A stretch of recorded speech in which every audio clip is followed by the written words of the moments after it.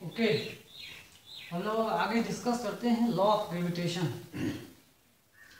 Universal law of gravitation fully explained by Newton, Isaac Newton. उनके द्वारा पूरा explain किया गया था, बहुत ज़्यादा एक्सप्लेन कर दिया गया था। ओके, तो उनके बारे में थोड़ा सा पढ़ते हैं। एक्सेलरेशन ऑफ फॉलिंग एप्पल, ये क्या है? एक्सेलरेशन ऑफ फॉलिंग एप्पल और एनी सबस्टांस, कोई भी सबस्टांस हो जिसका एक्सेलरेशन टुवार्ड्स अर्थ हो, ये हम क्या गेस कर सकते हैं? मान लो ये अपना अर्थ है, ठीक है, और यहाँ पर एक पेड़ हमने रखा है, ये एप्पल है, नीचे गिर रहा है, तो इसकी एक्सेलरेशन क्या होगी? What is it's acceleration? तो किसी भी फ्री फॉलिंग ऑब्जेक्ट का अर्थ के टुवार्ड्स क्या एक्सेलरेशन होगा? What is the acceleration of Apple? Apple का एक्सेलरेशन क्या होगा? मान लो यहाँ न्यूटन साहब खड़े हैं, ये कौन है? तो ये है इसाक न्यूटन, है ना, ये इसाक न्यूटन है, ये हमारा अर्थ है, और ये है एप्पल ट्री। ये क्या है? एप्पल ट्री, ठीक है। तो सबसे बड़ी बात ये है कि what is the acceleration of falling apple? गिरता हुआ एप्पल का क्या एक्सेलरेशन है? What is the acceleration of falling apple, falling object, मतलब इसका एक्सेलरेशन कितना है? That is equal to 9.8 metre per second square. मैं अगर आसमान से जमीन पे गिरूं तो मेरा एक्सेलरेशन कितना होगा? 9.8 मीटर पर सेकेंड स्क्वायर। इसी चैप्टर में पढ़ेंगे कि ये क्वांटिटी कांस्टेंट नहीं होती, ये भी हम पढ़ेंगे, लेकिन कांस्टेंट कब होगा? जब ऑब्जेक्ट अर्थ का रेडियस, जो अर्थ का रेडियस है वो 6400 किलोमीटर, अर्थ का रेडियस जो है, radius of earth is equal to 6400 kilometre.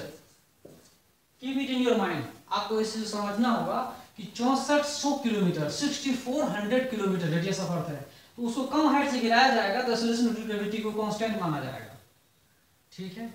चलिए, ये भी सही है। अब देखिए कि एक मून का सेंटीमीटर एक्सेलरेशन कितना होता है? मून अगर अर्थ के चारों बगल चक्कर काटे, मून यहाँ पे हम रख दें, तो मून का सेंटीमीटर एक्सेलरेशन कितना होगा? What will B it's acceleration? Moon का एक्सेलरेशन कितना होगा? तो अर्थ के टुवार्ड्स, सबका अर्थ के टुवार्ड्स, एप्पल का भी अर्थ की तरफ, मून का भी अर्थ की तरफ कितना एक्सेलरेशन है? रेशियो हम फाइंड करना चाह रहे हैं। हम क्या फाइंड करना चाह रहे हैं? रेशियो। रेशियो का 9.8 डिवाइडेड बाय 0.0027, इसको हम पहले कैलकुलेट कर चुके थे। जब इसका रेशियो निकालते हैं तो आ रहा है 3600।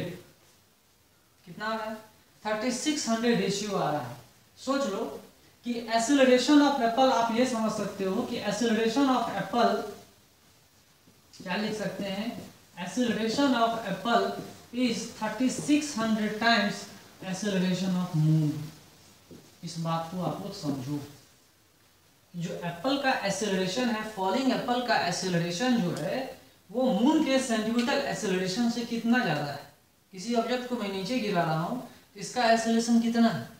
जो फॉलिंग एप्पल है उसे 3600 गुना ज्यादा, सॉरी, जो मून है सेंटीमीटर एक्सेलरेशन उससे 3600 गुना ज्यादा एप्पल का, फॉलिंग एप्पल का एक्सेलरेशन है, ठीक है।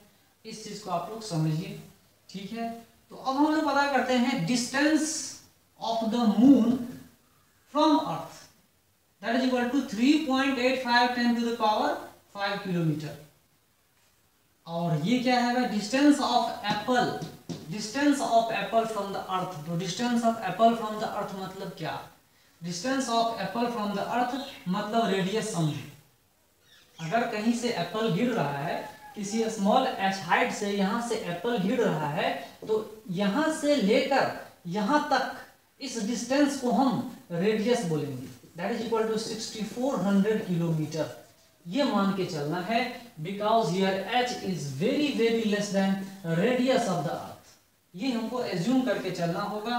तो यहाँ पे लिखेंगे डिस्टेंस ऑफ क्या? एप्पल, फॉलिंग एप्पल, जो गिरता हुआ एप्पल है उसका 6400 किलोमीटर डिस्टेंस है। मतलब सेंटर से डिस्टेंस मेजरमेंट किया जा रहा है, यहाँ से लेकर यहाँ तक मेजर किया जा रहा है। ये साफ पता चल रहा है कि सेंट्रल फोर्स है। ये कैसा फोर्स है? सेंट्रल फोर्स है, जो आगे हम लोग पढ़ेंगे, है ना। सेंट्रल फोर्स है ये, it is a central force. It acts along the line joining the centers of the bodies. दो बॉडीज है जिसका कुछ डिफिनिट मास हो तो उसके सेंटर के लोग ये काम करे, ठीक है। Distance of the moon 3.85 10 to the power 5 kilometre. क्या आप समझते हैं, क्या यहां से यहां तक डिस्टेंस माना जाएगा कि यहां से यहां तक डिस्टेंस माना जाएगा? क्या होगा, कौन सा डिस्टेंस आप मानेंगे? तो इसके सेंटर से लेकर इसके सेंटर तक ये डिस्टेंस आप मान सकते हैं, that is equal to 3.85 10 to the power 5 kilometre. इतना आप समझ लीजिए, कोई दिक्कत नहीं है। 2 जीरो अगर हम इसमें देंगे तो फिर भी 1000 हो रहा है, 385, 4 जीरो देंगे तो 3850 है ना, फिर एक और जीरो बढ़ जा रहा है तो इससे ज्यादा डिस्टेंस हो रहा है ना। तो डिस्टेंस बिटवीन टू डायरेक्ट्स है ना, सेंटर के बीच में, यहाँ के सेंटर के बीच में। तो अब जो है डिस्टेंस अगर पता करना चाहेंगे तो ये आ रहा है 60, ये आ रहा है 3600। क्या दिख रहा है आपको, ये क्या दिख रहा है? इसका स्क्वायर करेंगे, इसका अगर हमने स्क्वायर कर दिया तो ये आंसर आ जाएगा। तो आप आसानी से देख सकते हैं कि इस चीज को अगर मैं यहाँ लिखना चाहूँ या फिर यहीं पे लिखना चाहते हैं, यहीं पे लिख देंगे तो क्या होगा, acceleration of apple divided by acceleration of moon towards earth centre. इसका क्या होगा, क्या होगा, ये जो हमने डिस्टेंस निकाला है 60, ये इसका स्क्वायर होगा या नहीं होगा? किसका स्क्वायर होगा? इसका स्क्वायर, इसका स्क्वायर इतना आ जा रहा है, ओके। मतलब ये आ रहा है अंडर रूट। अंडर रूट आप समझ सकते हैं, कोई दिक्कत नहीं है। ये अंडर रूट आप लिख सकते हैं, यानी तो इसका स्क्वायर कर देंगे इतना आ जाएगा। मतलब कहने का ये है कि कुछ ये रिलेशन आ रहा है। ये क्या आ रहा है, इन दोनों में रिलेशन निकल के क्लियर कट हमारे सामने आ रहा है कि ये इनके बीच में रिलेशन है। फिर इसको स्क्वायर से मल्टीप्लाई करेंगे तो क्या आएगा वो देखिए, यहां पर मैं बता रहा हूं। देखिए, acceleration of apple divided by acceleration of moon, that is equal to इसका स्क्वायर, इसी का स्क्वायर तो आया था। ये कितना आया था भाई, वो आया था 700, और किसका square, distance of moon divided by distance of है ना एप्पल का स्क्वायर। आप देख लीजिए, इससे क्या पता चला, ये कितना आ रहा है 3600 है ना। जब इसका स्क्वायर करेंगे तो आएगा 3600। क्लियर कट इंफॉर्मेशन है आपके पास में। चलिए, ये क्लियर कट इंफॉर्मेशन है तो आप ये देख सकते हैं कि acceleration of apple is inversely proportional to distance square of the distance of the apple. इससे इंफॉर्मेशन आपको क्लियर कट पता चल रहा है कि acceleration of apple is inversely proportional to distance of the apple from the earth surface. इस तरह से हम लोग पढ़ सकते हैं इसका स्क्वायर इनवर्सली प्रोपोर्शनल है, इनवर्सली प्रोपोर्शनल, ये आप आराम से देख सकते हैं। इस तरह से एक्सेलरेशन ऑफ मून भी हम कैलकुलेट कर सकते हैं। It is inversely proportional distance of the moon, distance of the moon square from the earth centre, earth के सेंटर से मेजरमेंट हम लोग कर रहे हैं। समझ में आ रहा है। चलिए, तो इतनी बातें हमें समझ में आ गई है। तो अब न्यूटन ने गेस किया। अब न्यूटन ने क्या गेस किया कि देखिए, अकॉर्डिंग टू न्यूटन, न्यूटन के हिसाब से acceleration of a body towards earth center is inversely proportional to square of the distance from the body center to earth center। ये square of the distance मतलब क्या, distance का मतलब क्या, body का centre, distance between the body centre and earth centre, उसके बीच में distance होगा, उसको हम डिस्टेंस लिखें स्क्वायर, उसके स्क्वायर इनवर्सली प्रोपोर्शनल टू है। अगर मासेस कांस्टेंट हुए तो, मासेस कांस्टेंट मतलब एक ऑब्जेक्ट का मास और एक अर्थ का मास, कैपिटल एम अर्थ का मास मान लेंगे, स्मॉल एम ऑब्जेक्ट का मास लेंगे, बशर्ते ये दोनों क्या होने चाहिए, कांस्टेंट होने चाहिए, तो ही acceleration of a object will be inversely proportional to square of the distance from the object centre and earth centre, inversely proportional to if masses are constant, small M capital M constant है तो।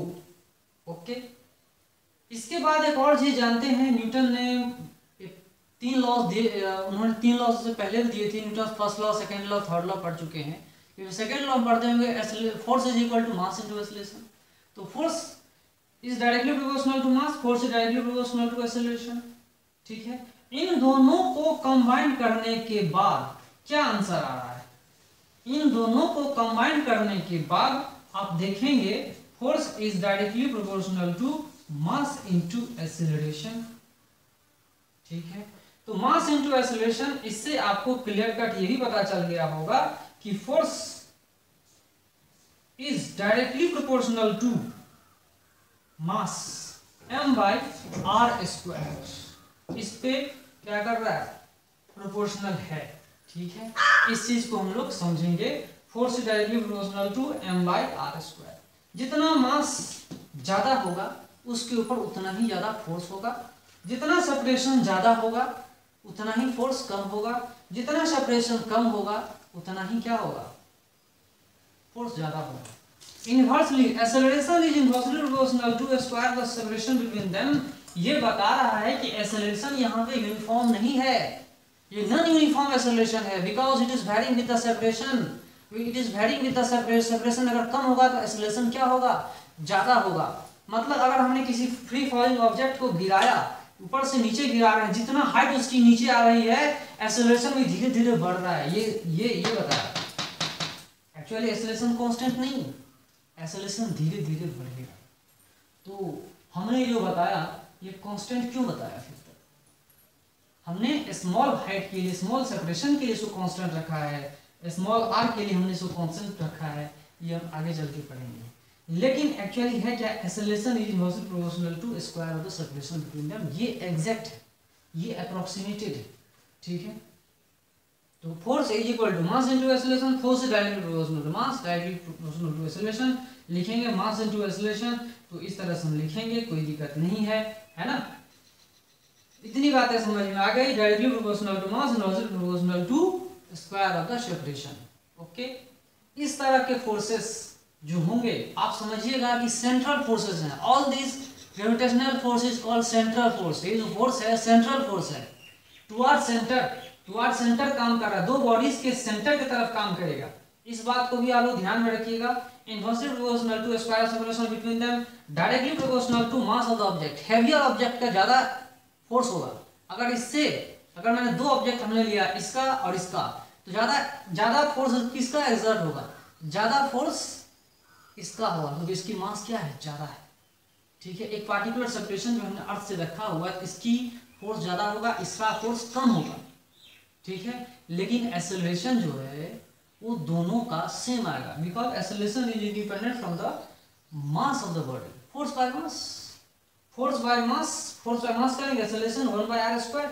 Inversely proportional R square mass पे dependent नहीं करता, मास पे depend नहीं करेगा। वो करेगा किसके मास के ऊपर डिपेंड करेगा? अर्थ के मास के ऊपर डिपेंड करेगा, वो भी हम लोग पढ़ेंगे। लेकिन ऑब्जेक्ट के मास के ऊपर डिपेंड नहीं करता एक्सेलरेशन। ठीक है, because force by mass is equal to acceleration. Acceleration को कैसे डिफाइन करते हैं? Acceleration is defined by rate of change of velocity with respect to time T. तो ये हमने एक्सेलरेशन पढ़ते हैं। लेकिन एक्सेलरेशन प्रोड्यूस कौन करता है? तो फोर्स प्रोड्यूस करता है। फोर्स कौन है?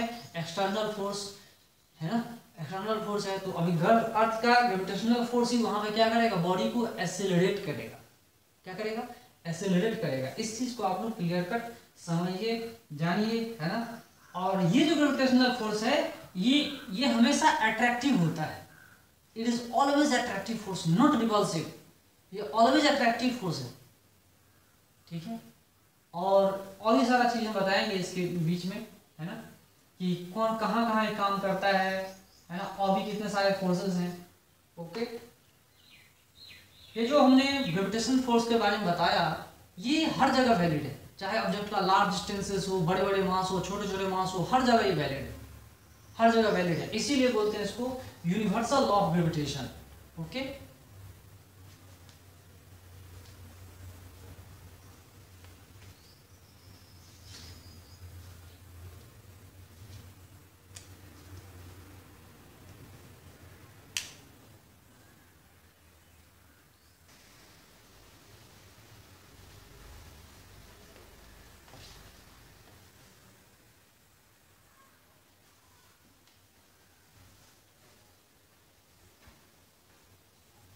ओके, मैंने इससे पहले बताया आपको कि ये ग्रेविटेशनल फोर्स सेंट्रल फोर्स है, ठीक है, सेंट्रल फोर्स है। तो आखिर क्या होगा, मान लो कि अपना ये अर्थ है, काफी सिमेट्रिक बॉडी है, ये क्या है अपना अर्थ, कोई फॉलिंग ऑब्जेक्ट है, यहाँ से नीचे गिर रहा है, इसका सेंटर यहाँ पर और इसका सेंटर यहाँ पर। तो हमने जो बताया आपको सेपरेशन की बात कर रहे थे, मान लो इसका मास स्मॉल m है और ये जो अर्थ है इसका सेंटर यहाँ पर है, इसका मास कैपिटल है, ठीक है, इसका मास स्मॉल m और इसका मास कैपिटल है। दोनों के बीच में जो सेपरेशन है उसको हम स्मॉल r मान के चलते हैं। सेंटर के बीच में जो सेपरेशन है वो क्या है, इतना है। उस समय न्यूटन साहब ने ये गेस करके जान गए थे कि जो फोर्स होगा वो सेंट्रल फोर्स होगा, सेंट्रल फोर्स है, बता भी दिया था, लेकिन इस चीज़ को प्रूफ नहीं कर पाए थे। तो प्रूफ करने में उनको 20 साल लग गया था, ठीक है, 20 years टू डिस्कवर कैलकुलस, ठीक है, 20 ईयर लग गया प्रूफ करने में कैलकुलस को समझने में। जबकि इससे पहले हमारे देश में बहुत सारे मैथमेटिशियन थे जो जानते थे कैलकुलस के बारे में, लेकिन वेस्टर्न वर्ल्ड में ये सब चीज़ें जानकारी नहीं थी, ठीक है, वहाँ बहुत अंधेरा था। तो कहने का मतलब ये है कि ऑब्जेक्ट का मास स्मॉल m है, कैपिटल M इसका मास है, सेंटर के बीच में सेपरेशन जो इतना है, हमने क्या बताया था आपको, acceleration of object is inversely proportional to r square, ये बताया था। Force on object is equal to m by r square, mass into acceleration, ठीक है। तो इस बॉडी के ऊपर ये फोर्स काम कर रहा है, ठीक है। तो अर्थ के ऊपर क्या काम करेगा भाई, अर्थ के ऊपर क्या काम करेगा, तो न्यूटन्स थर्ड लॉ से आप जानते होंगे, to every action there is an equal and opposite reaction. अगर अर्थ इसको अपने तरफ फोर्स खींच रहा है, अपने तरफ खींच रहा है, तो ये ऑब्जेक्ट भी इसको अपने तरफ खींचेगा, है ना, क्या करेगा, अपने तरफ खींचेगा। ये इसको खींच रहा है अपने तरफ, अट्रैक्टिव फोर्स, मैंने क्या कहा, अट्रैक्टिव फोर्स, ये अपने तरफ खींच रहा है, ये तो फिर क्या करेगा, ये क्या करेगा, एक्शन हो गया, इसको अट्रैक्शन दे रहा है, मतलब ये क्या हो गया, एक्शन। तो ये क्या हो गया, रिएक्शन। या नहीं तो ये अगर एक्शन हो गया तो ये क्या हो गया, रिएक्शन। तो एक्शन रिएक्शन अलग अलग बॉडीज के ऊपर काम करते हैं, है ना, एक्शन रिएक्शन। तो force between earth and object क्या होगा, what will be the force between earth and object, and that force is called gravitational force. वो फोर्स कितना है, वो gravitational force that is equal to directly proportional to mass of the earth. इसके ऊपर भी depend करेगा, ये जो प्रोडक्ट है, ये जो सॉरी मास ऑफ द अर्थ है, उसके ऊपर भी डिपेंड करेगा। ये हम इस तरह से इसको ग्रेविटेशनल फोर्स को लिखते हैं, कोई दिक्कत नहीं है। तो बाद में कैवेंडिश साहब ने भी खोजा, बार बार ग्रेविटेशनल फोर्सेस को कैलकुलेट किया, और कैलकुलेट करके एक प्रोपोर्शनैलिटी कांस्टेंट निकाला गया। जो प्रोपोर्शनैलिटी कांस्टेंट आया, दैट प्रोपोर्शनैलिटी कांस्टेंट को लिखा गया एक्सेलरेशन ड्यू टू ग्रेविटी, है ना, सॉरी उसको बताया universal gravitational constant, capital G के नाम से जानते हैं, capital G, capital M, small M by R square. यहाँ कैपिटल जी है क्या, यहाँ कैपिटल जी है क्या, यूनिवर्सल ग्रेविटेशनल कांस्टेंट। ये क्या है, यूनिवर्सल ग्रेविटेशनल कांस्टेंट, ठीक है जी। ग्रेविटेशनल कांस्टेंट है जिसकी वैल्यू है 6.67 10⁻⁻11। क्या यूनिट होगा आप देख सकते हैं, newton metre square, newton metre square per KG square, ये इसका यूनिट होगा। डायमेंशनल फॉर्मूला भी मैं बता चुका हूं इसका, डायमेंशनल फॉर्मूला भी आप इजीली कैलकुलेट कर सकते हैं। मैं इससे पहले डायमेंशनल फॉर्मूला इसका बता चुका हूँ, फिर मैं बताना चाहता हूँ, बता सकता हूँ, कोई दिक्कत नहीं। ml² t⁻², फिर l², फिर kg, इस तरह से आप लिख सकते हैं, कोई दिक्कत नहीं है। अगर इसका डायमेंशनल फॉर्मूला देखेंगे यूनिवर्सल ग्रेविटेशनल कांस्टेंट का, इससे पहले बता चुका, आप देख लेना वीडियो को, है ना। इसको मैं ओमिट कर रहा हूँ, अभी बताना ठीक नहीं होगा, बार बार वही चीज रिपीट करना ठीक नहीं लगता है ना। Acceleration due to gravity, universal gravitational constant 6.67 10⁻11 newton per metre square. कितना कम है ये सोचो, कितना कम है, इतना कम है, इतना कम है, इतना कम है कि एक मेजरेबल क्वांटिटी के लिए, मेजरेबल फोर्स के लिए, एक डिफिनिट फोर्स के लिए अब समझ लो इनकी मास कितनी ज़्यादा होनी चाहिए, बहुत ज़्यादा होनी चाहिए। अगर इनका मास बहुत कम हुआ, इन दोनों ऑब्जेक्ट का मास बहुत कम होगा, तो क्या होगा, ये क्वांटिटी बहुत बहुत कम हो जाएगा। लेकिन इसका मास बहुत बहुत ज़्यादा हो जाए तो मेजरेबल क्वांटिटी कुछ हद तक क्वांटिटी आएगी। जैसे मून एंड अर्थ के बीच में, है ना, डिस्टेंस देखिए, इसके ऊपर भी डिपेंड कर रहा है। तो डिस्टेंस कम हो, डिस्टेंस कम हो, मासेस ज़्यादा हो, तो जाकर के मेजरेबल क्वांटिटी आएगा, कोई दिक्कत नहीं। या डिस्टेंस बहुत ज़्यादा हुआ और ये उससे भी ज़्यादा होना पड़ेगा, तो भी मेजरेबल क्वांटिटी आएगा। कुछ हद तक उसको हम क्या कर सकते हैं, मेजरमेंट कर सकते हैं, मेजर कर सकते हैं, कोई दिक्कत नहीं है ना। तो force is equal to Gmm × r², ये आया फोर्स। ये जो फोर्स है, ये फोर्स वेरिएबल फोर्स है। आप देख लीजिए कि ये फोर्स क्या है, वेरिएबल फोर्स है। ये जो फोर्स है वो यूनिफॉर्म नहीं है, कांस्टेंट नहीं है। सिर्फ हमने अभी फोर्स का मैग्नीट्यूड बताया है, डायरेक्शन नहीं बताया, सिर्फ अभी फोर्स का मैग्नीट्यूड बता रहा हूँ, ठीक है। मैग्नीट्यूड और डायरेक्शन एक यूनिट वेक्टर ले लेंगे, इसके तरफ अगर यूनिट वेक्टर डाउन तरफ ले लेंगे तो यूनिट वेक्टर यहाँ लिख देंगे तो फोर्स का मैग्नीट्यूड पता चल जाएगा। Unit vector along this direction, force experienced by this body, force experienced bye earth, opposite direction ले लेंगे तो इक्वल एंड अपोजिट फोर्सेस हो सकते हैं, होते हैं, है ना।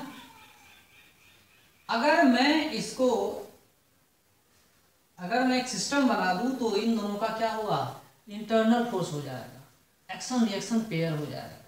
लेकिन आदमी अगर यहाँ खड़ा हो जाए तो क्या उसको एक्सटर्नल फोर्स लगेगा, तब उस जगह नहीं, यहाँ ग्रेविटेशनल फोर्स एक्सटर्नल हो जाएगा। इंटरनल एक्सटर्नल कैसे होता है आप खुद समझ सकते हैं। पूरा सिस्टम अगर हम मान लें, पूरा इसको हम सिस्टम मान लें, इन दोनों पेयर को सिस्टम मान लें तो इंटरनल फोर्स, ठीक है। लेकिन सिर्फ हमें इसको स्टडी करना है तो ग्रेविटेशनल फोर्स एक्सटर्नल हो जाएगा, या सिर्फ इसको स्टडी करना होगा तो ग्रेविटेशनल फोर्स क्या होगा, एक्सटर्नल फोर्स हो जाएगा। ये फोर्स वेरिएबल है, यूनिफॉर्म नहीं है, क्योंकि फोर्स जो है किसके ऊपर इनवर्सली प्रोपोर्शनल है, स्क्वायर ऑफ सेपरेशन। सेपरेशन जितना कम होगा फोर्स उतना ही ज्यादा होगा, बशर्ते ये कांस्टेंट हो तो, बशर्ते capital G capital M small m constant हो तो force is inversely proportional to r²।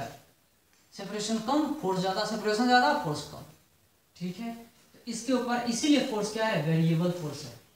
Universal gravitational constant इतना आया, कैवेंडिश ने पहले बताया था।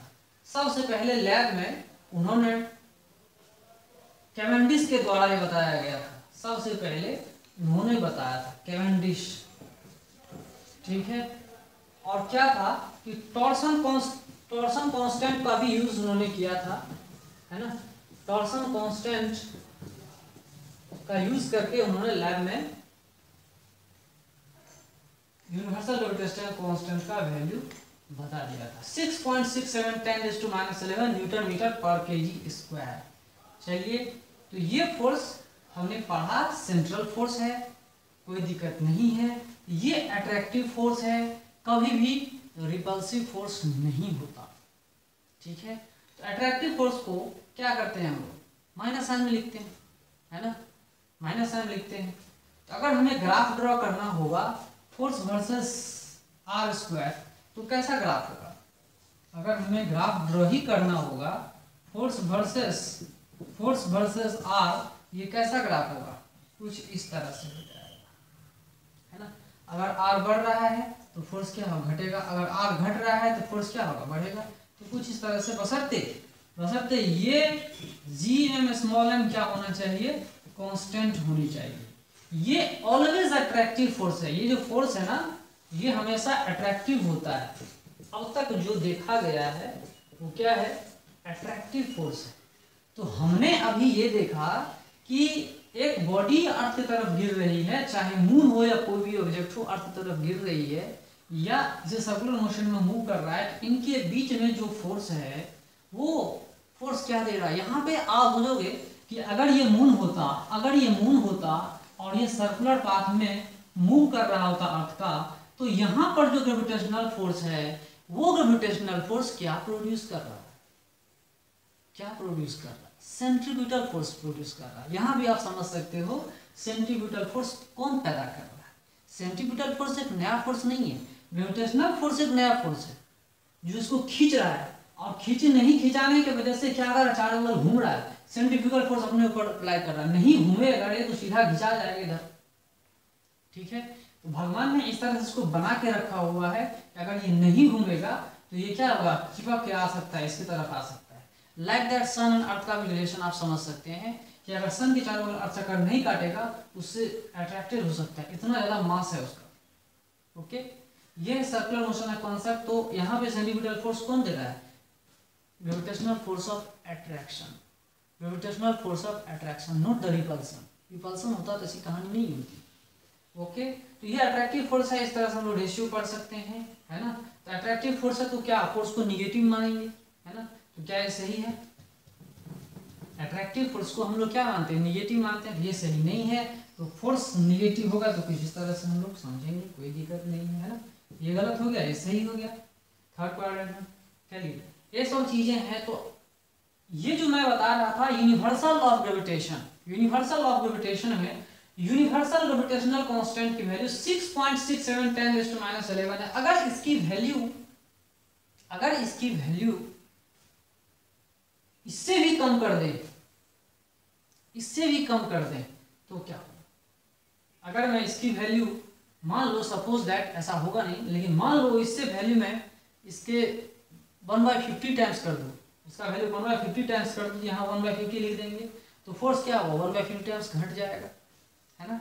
फोर्स घटेगा, फोर्स घटने के वजह से क्या होगा, फोर्स घटने के वजह से क्या होगा, अगर आदमी ये अगर फोर्स घटा तो क्या होगा, फोर्स घटेगा मतलब क्या होगा, एक्सेलरेशन भी घट जाएगा, है ना, धीरे धीरे एक्सेलरेट होता चला जाएगा। तो ये सब चीजें ये इफेक्ट कर सकता है, ठीक है। अगर 10 टाइम्स हमने इसको बढ़ा दिया, अगर हमने 10 टाइम्स इसको बढ़ा दिया या 100 टाइम्स इसको बढ़ा दिया, 100 टाइम्स बढ़ाएंगे तो फोर्स भी क्या होगा, 100 टाइम्स बढ़ जाएगा। 10 टाइम्स बढ़ाएंगे तो 10 टाइम्स फोर्स भी बढ़ेगा, है ना। तो ये भी आप समझ सकते हैं, कोई दिक्कत नहीं है। तो जो हम पढ़ रहे हैं यूनिवर्सल लॉ ऑफ ग्रेविटेशन, अभी हम लोग हमारा टॉपिक क्या है, यूनिवर्सल लॉ ऑफ ग्रेविटेशन।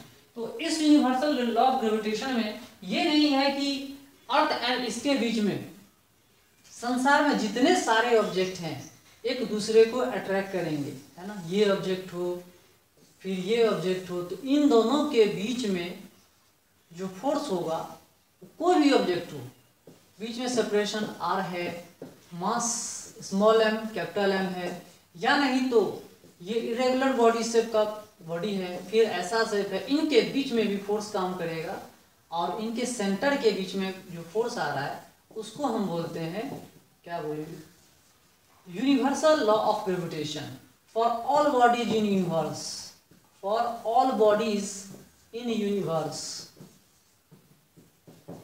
इस यूनिवर्स में जितने सारे बॉडीज हैं सबके लिए वैलिड है, ये सबके लिए वैलिड है। इसीलिए ऐसे ऐसे लॉ को हम क्या बोलते हैं, universal law of gravitation.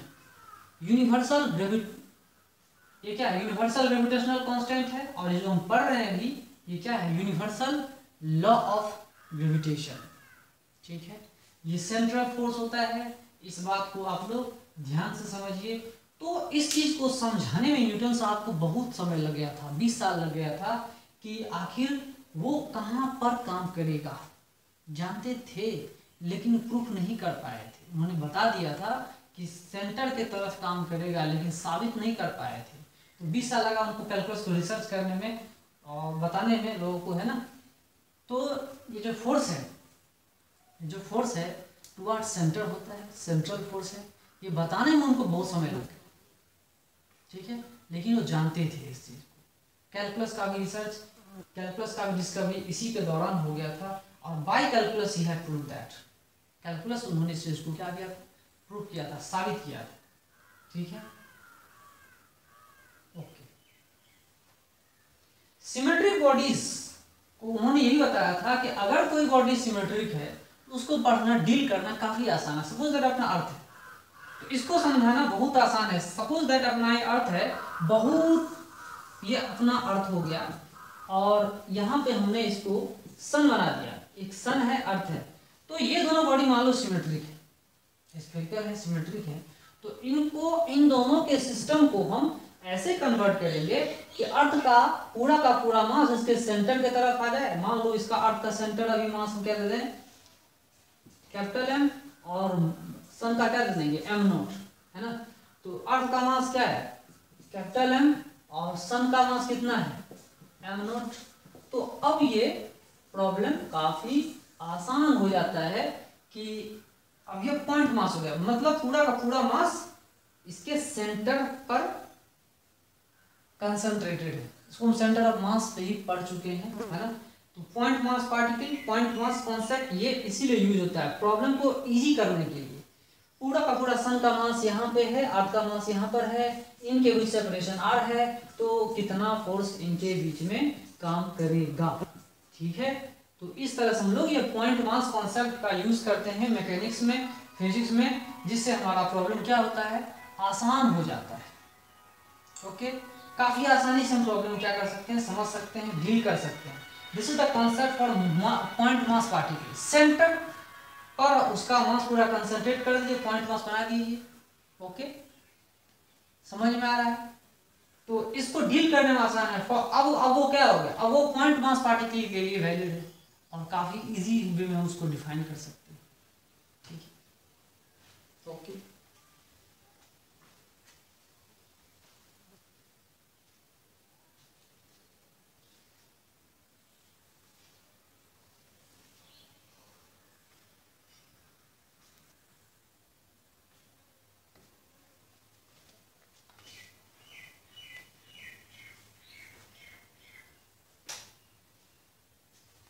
Okay, question को समझते हैं थोड़ा सा। यूनिवर्सल ऑफ ग्रेविटेशन को काफी इजी वे में हम समझते हैं कि ये दो सिमेट्रिक बॉडी है ना, दो सिमेट्रिक बॉडी है, एक का मास 500 kg है, दूसरे का मास 1000 kg है, इससे दोगुना मास इसका है। इनके बीच सेपरेशन जो है दैट इज √6.67 मीटर। कितना है separation, √6.67 metre. Find the initial acceleration, मतलब इसका इनिशियल एक्सेलरेशन बताओ, इसका इनिशियल एक्सेलरेशन बताओ क्या होगा। तो वो समझाने के लिए, वो समझने के लिए पहले आप इनिशियल फोर्स पता कर लो। इनिशियल फोर्स क्या है, जब हम एक्सेलरेशन पता कर रहे हैं उस वक्त दोनों के बीच में कितना फोर्स काम कर रहा है, और ये जो फोर्स काम करेगा वो किसके द्वारा है, ये जो फोर्स काम कर रहा है बाय म्यूचुअल ग्रेविटेशनल फोर्स। किसके द्वारा है भाई, ये ग्रेविटेशनल फोर्स के द्वारा हो रहा है। एक दूसरे को ये अट्रैक्ट कर रहे हैं, आप ये पता चल रहा है कि ग्रेविटेशनल फोर्स में बॉडी एक दूसरे को क्या करते हैं, अट्रैक्ट करते हैं, रिपेल नहीं करते। तो ये इसको अट्रैक्ट करेगा एक डिफिनिट फोर्स से, ये भी क्या करेगा, एक्शन रिएक्शन पेयर में -F से अट्रैक्ट करेगा। माइनस क्यों रखा है हमने, अच्छा मान लो फोर्स का डायरेक्शन इधर, तो अब तो समझ में आ रहा है ना, ये इधर अट्रैक्ट कर रहा है तो ये इतने ही इक्वल फोर्स से इधर अट्रैक्ट करेगा। तो एक्सेलरेशन फाइंड करना है, तो सबसे पहले हमारा काम है फोर्स पता करना। What is the magnitude of force, इनके बीच में फोर्स का मैग्नीट्यूड क्या होगा। ग्रेविटेशनल फोर्स का सॉल्यूशन अगर देखेंगे तो इनके बीच में इनिशियल फोर्स कितना है वो फाइंड करेंगे। इनिशियल एक्सेलरेशन फाइंड करने के पहले हम लोग इनिशियल फोर्स पता करेंगे कि इनके बीच में इनिशियल फोर्स है कितना। तो इनिशियल फोर्स हम लोग पहले देखेंगे, F is equal to capital G, फिर small m capital M by R square लिखेंगे। कैपिटल जी का वैल्यू कितना होता है, तो लिखेंगे 6.67 10⁻11, ठीक है जी। स्मॉल m का वैल्यू लिखेंगे कितना 500 kg, और कैपिटल M का वैल्यू लिखेंगे 1000 kg, divided by R. R कितना है, इसका स्क्वायर लिखेंगे कितना होगा 6.67 मीटर स्क्वायर, और यहां पे लिखेंगे Newton metre square per KG square. ठीक है, तो ये क्या आ जाएगा भाई, ये आ जाएगा आपका न्यूटन में। तो इससे तो ये कैंसिल हो जा रहा है, कोई दिक्कत नहीं है।